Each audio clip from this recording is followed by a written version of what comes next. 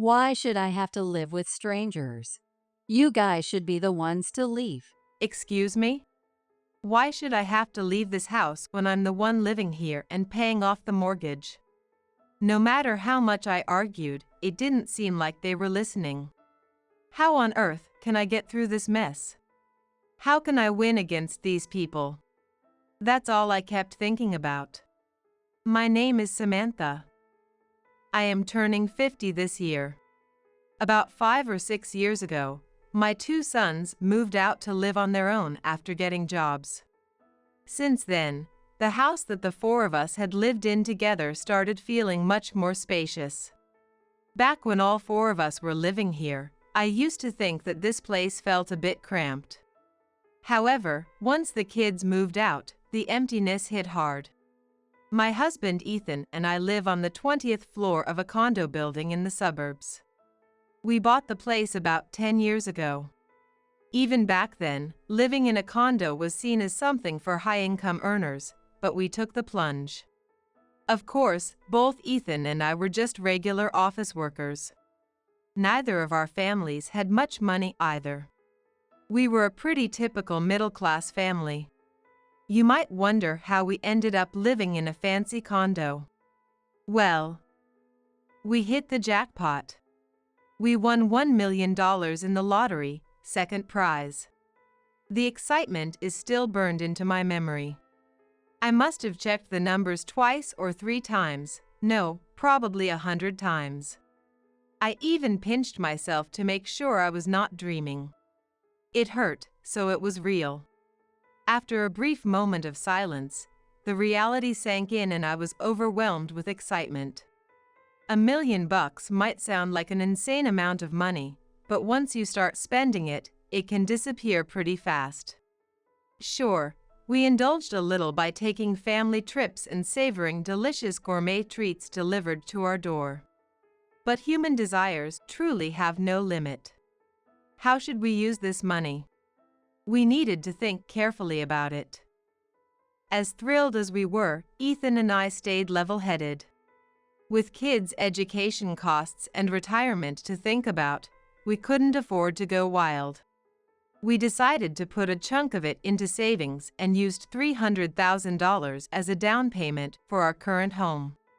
We could have bought it outright, but after discussing it, we chose to take out a mortgage. Yeah, paying a big chunk of interest over time doesn't make much sense in the long run.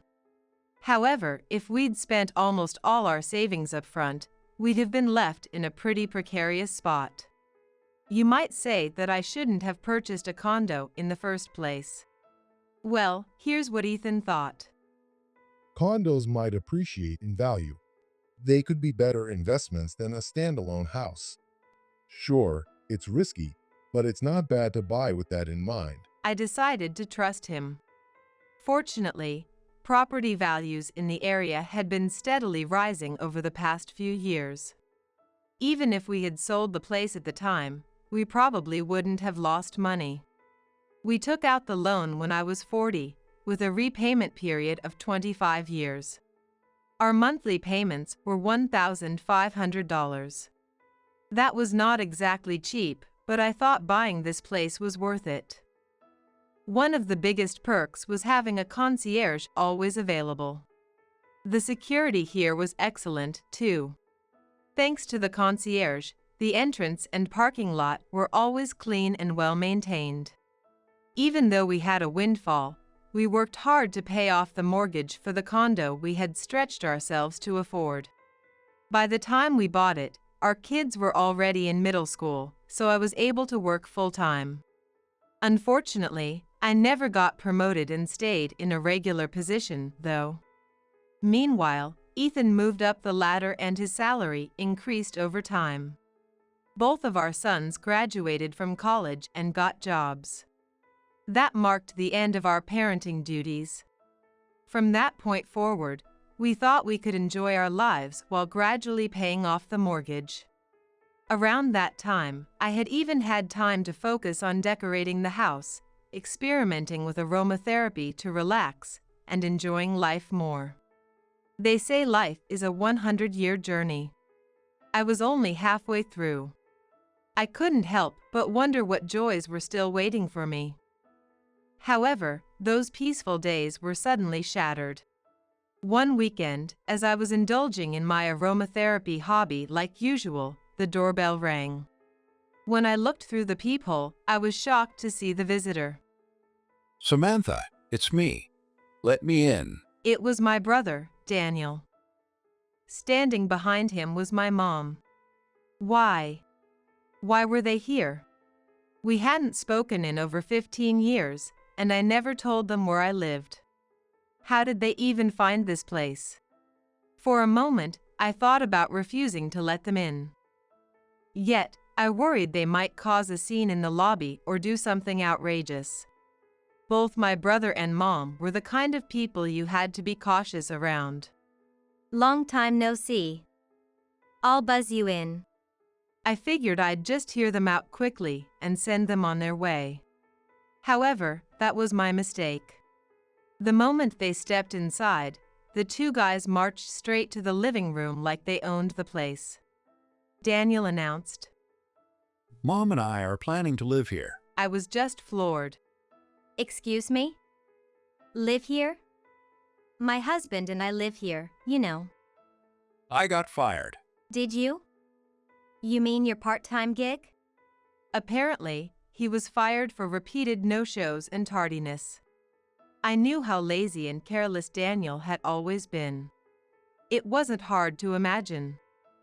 Besides, Mom hurt her leg, and she can't work at her part-time job either. So, we can't pay rent anymore. He added casually, sprawling out on the couch like he owned it. Wait, did Mom hurt her leg? Where is she injured? I glanced over at her. Mom, you look just fine to me. Never mind that. I just can't work anymore, okay? Why do you always have to nitpick everything? She snapped at me, even though I hadn't said anything wrong. That's how it had always been. I had never gotten along with the two guys. My parents divorced when I was a kid due to irreconcilable differences. Custody was granted to my mom, but to be honest, I wanted to go with my dad. Even as a child, I couldn't stand how she always favored my brother. Whenever she called me An unlovable, sullen child. I'd force myself to smile. Yet, she only snapped. What's with that silly grin? Are you mocking me? Why can't you be as refined as your brother? When I scored A on a test, she'd say unreasonable things like, Showing off a perfect score doesn't make you special.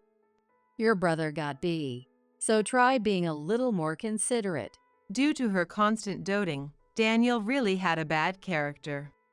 He grew into a selfish and greedy person who looked down on me simply because I was a girl.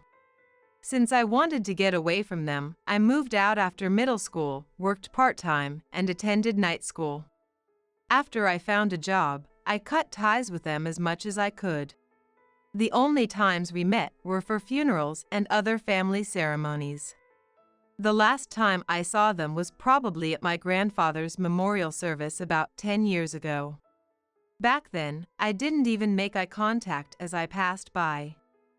Anyway, we're in trouble right now. It's normal for family to help each other, isn't it? Exactly. Living in a fancy house like this is way too much for someone like you. I wished Ethan were here at the moment. Unfortunately, he was out all day. As I hesitated, unsure of what to say, Daniel grew impatient and stepped closer. Don't you know the meaning of helping others? It's basic decency to help family in need. You're so cold-hearted. Exactly. Daniel is always so good to me. He's always home, unlike you. I wanted to laugh at the absurdity of it, but they were dead serious. The reason Daniel was always home was because he had never been able to hold down a job or live independently, not because he had devoted himself to our mom. There's no way we could understand each other when they twisted reality like that. Living together isn't possible. Ethan would never agree to it. What? Who said anything about living together? Just give us this place. Huh? My dumbfounded response echoed in the room. It's obvious. Why should we live with strangers? You and your husband can move out. My mom looked at me like I was an idiot for not understanding. Wait a minute. Why do you say such a thing so suddenly? I'm telling you that we're in trouble. Just do as we say. That doesn't make sense. This is my house. I protested with all my might. Sure, we bought this place with some unexpected income. Though, the mortgage wasn't fully paid yet and this was my sanctuary. There was no way I would be giving it up. I shouldn't have given birth to someone so heartless. My mom muttered, delivering a blow that shattered me. I had never been hurt more deeply by someone's words in my life. As a mother myself, I understand now. A parent should never say such a thing. You've never been lovable. You look just like your father, that useless man I divorced. You've got no sense of responsibility. How about being useful to your family for once? Had I really done something so unforgivable to deserve this much resentment from her? Was it really wrong to pursue my own happiness and peace? Anyway, that's that. You have a month to move out. After Daniel said so and left the room with a sneer, my tears wouldn't stop. I collapsed onto the floor, unable to move. Just then, Ethan came home. Hi, Samantha? What happened? Sensing something was off, he held me close and gently asked what had happened. Between sobs, I explained the situation as best I could. I just wanted to disappear, to leave this place and go somewhere they could never find us. My mom's words kept flashing back in my mind, making it hard to stay calm. So, that's what happened. After thinking for a moment, Ethan suddenly said something surprising. All right, let's give up the house. Honey, are you turning against me too? No, that's not true. Just hear me out. Let's stop making the mortgage payments starting next month. You can't do that. We'll get blacklisted immediately. Yeah, if we actually stop, that's what will happen. But don't worry, I've got a plan. Curious, I listened carefully to his idea. Let's give it a shot. I'm on your side, Samantha. Don't worry. Watching him thump his chest confidently, I couldn't help but smile. For 25 years of marriage, I had never had a single day where I didn't trust him. That's because he always gave me an unwavering sense of security. All right, now it's my turn. I'm not going to back down. With renewed determination, I braced myself to face them. As planned, 1 month later, Ethan and I handed the house over to Daniel and my mom. Daniel smugly said, You should have just done this from the start. That place was way too nice for someone as plain as you. My mom added with her condescending tone. Don't worry, we'll take good care of it. You can move out without any concerns. Though they wouldn't be laughing and acting superior like that for long. Pretending to be upset, I left the house. You may wonder why we gave up such a precious house so easily. Well, that's something to look forward to. Within a month, they would surely come to us with a cry for help. 1 month later, sure enough, they came running to us with the exact reaction we had expected. Hey, why are the house payments being sent to me? What did you do? With those words, Daniel and my mom showed up at our temporary place. Well, isn't it obvious? Whoever lives there has to pay for it. I said so as if it were the most natural thing in the world. However, Daniel got furious to hear that. This is ridiculous.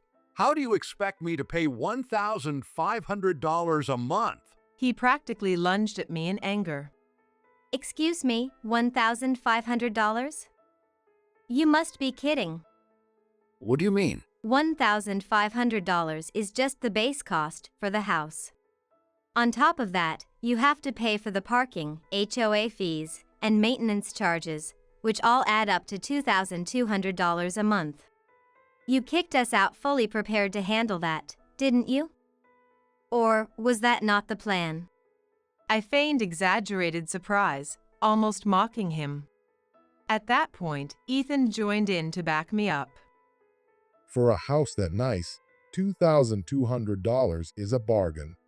We even got the rent lowered for you, since we're family. Rent? What are you talking about? Isn't that house paid off? I thought you had a mortgage. Who said anything about a mortgage? It's a rental. Out of sight of Daniel and my mom, Ethan gave me a playful wink. Here's the plan he had come up with. Let's pretend we're renting the house instead of owning it. That way, we can have the property manager bill them for rent. This was indeed simple and yet effective. If it were a mortgage, missed payments would hurt us. By treating it as a rental, the two guys would have to bear the cost directly. Therefore, we asked the property manager to play along with the ruse. Panicked by the sudden rent bills, Daniel and my mom had no choice but to face reality. Up until then, they had fully believed I'd keep covering the costs. Their naivety was almost laughable. Of course, there was no way I believed they could pay that kind of money. If you can't pay, then you'll have to move out, right? Ethan's words left them both in shock. You never told me. Are you trying to trick your own mother? Trick you? I just didn't say anything because you never asked. I shot a cold glare at my mom. I couldn't see her as my mother anymore. Not after what she had said, that terrible thing to me, her own daughter. I decided to test her a little more. When you moved in, did you introduce yourself to the building manager? You're always saying how you're more polite than me, so I'm sure you did it, right? Of course I did. She declared, trying to save face. Really? That's strange. The building manager usually lowers the rent if you bring a little gift. Didn't he mention anything like that? Oh, well. Did he? I'm not sure. Watching her flustered response, I heaved a dramatic sigh. Did you introduce yourself to the neighbors? Not yet. Really? That's just basic manners. In high-rise condos like this, maintaining good relationships with the neighbors is essential. If they see you as rude, it could cause problems like higher maintenance fees or even rent increases. Wait, is that true? Of course, it wasn't true. Yet, the two guys seemed to take my words at face value. So, if we cozy up to the manager and get along with the neighbors, we can live rent-free? Daniel clung to my words like they were his last hope. Well, maybe. But there's no way you two could pull that off. Your reputation is just too bad. What do you mean? I hate to say it, but people who live in buildings like this are often well-off, well-mannered folks. It's tough for people like us. To fit in, you'd need a lot of finesse. Both of them were hanging on to every word. But there was no way they could navigate such complex social dynamics. I knew it was impossible. In fact, they never stuck to their part-time jobs due to their awful personalities. I'd do anything if it meant lowering the rent. Well, Daniel seemed determined. Too bad everything I said was a lie. Is that so? Well, unfortunately, it's not going to work. Ethan interjected, holding up the mortgage contract. See here? As stated in the contract, this house is in Samantha's name. If anyone other than her lives here without her permission, it's considered a breach of contract. No way. Then, what about the rent or management fees? It's all made up. This house is fully owned by Samantha. What? You tricked us again. Don't mess with me. Daniel's anger turned toward Ethan. Though Ethan didn't back down. You're the ones messing around. You barged into someone else's home like a couple of squatters. Squatters? That's just rude. If you want to keep living here, then pay off the mortgage in full.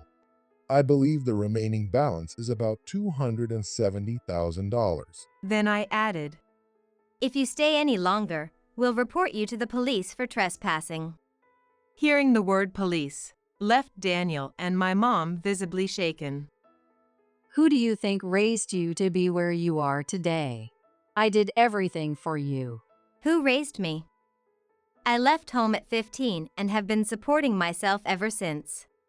As I confronted my mom, Daniel instinctively moved to shield her. Hey, you're just a woman, so don't look down on me. Excuse me? You're leeching off the penthouse I bought, freeloading like a parasite, and still have the audacity to act high and mighty? Did I go too far? It seemed he hadn't anticipated being put in his place by the sister he'd always looked down on. You're just. I'm just what? I'm still me. After a brief silence, Daniel stomped his feet in frustration, unable to form a proper retort. Then Ethan stepped in. Now you see the situation. I think it's time for you two to move out. With their bravado gone, both Daniel and my mom slumped their shoulders in defeat. In the end, they left within a month. Knowing they'd give up quickly, Ethan and I stayed at a furnished apartment for that month. It wasn't bad, but there's no place like home. After being occupied by them for a month, our house was surprisingly clean. The sink, bathroom, and other areas were spotless, and there wasn't any trash or dust around. Maybe they were diligent about cleaning because they felt lucky to live in such a nice place. If only they put that kind of energy into finding jobs and becoming self-sufficient. After moving out of the penthouse, they apparently applied for welfare assistance, but of course, they were rejected. In fact, my mom has a small pension, and Daniel is only in his 50s and still perfectly capable of working. Though, my mom alone could have probably received some assistance. Now she's paying the price for spoiling her son. It's baffling how much they seem to despise effort. After all, they went through the trouble of tracking down my house to leech off of me. If they channeled that kind of determination into something constructive, they could live comfortably. Even so, I guess their mindset is fundamentally different. Eventually, they used up what little savings they had and moved into a cheap apartment. From what I hear, they're barely scraping by with day labor jobs. Honey, thank you for handling everything so well. I thanked Ethan once it was all over. No problem. Now, look at this. What's that? Oh. You won the lottery? I sure did. Only $100 though. That's amazing. Let's splurge on some steaks tonight to celebrate. Excited, I started getting ready to go shopping. I'm lucky to have a wife like you, Samantha, who knows the value of $1. Ethan said so with a warm smile, and I couldn't help but feel a deep affection for him at that moment. Living with gratitude even for the little things. That might just be the secret to a good life.